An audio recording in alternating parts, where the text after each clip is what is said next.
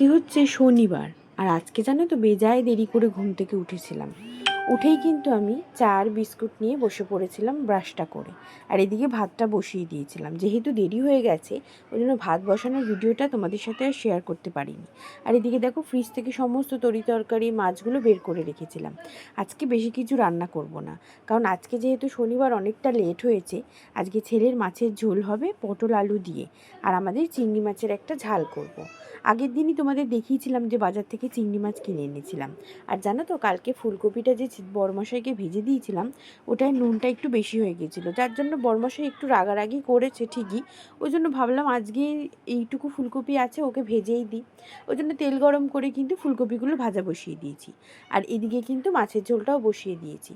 জানো তো তোমরা আমার রান্নার ভিডিও দেখো, কিন্তু এর ফাঁকে ফাঁকেও কিন্তু আমাকে প্রচুর কাজ সারতে হয়।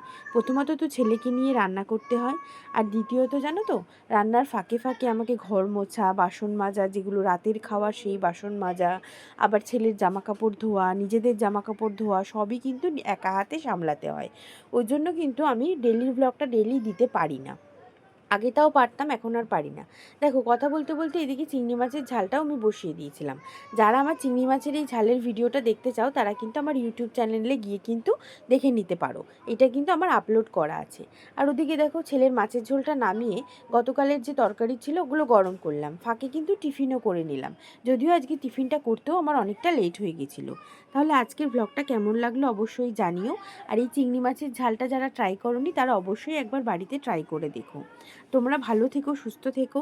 আমিও চেষ্টা করব তোমাদের সাথে প্রতিদিনের ব্লগগুলো দেওয়ার।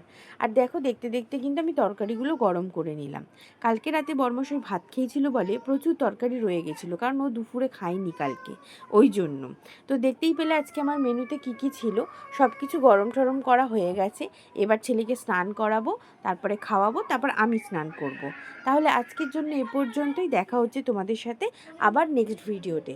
ততক্ষণের জন্য সবাই ভালো থেকো, সুস্থ থেকো, আর সবাই কিন্তু মজাতেই থেকো, কারণ একটাই জীবন, মজা না করলে কি হয় বলো।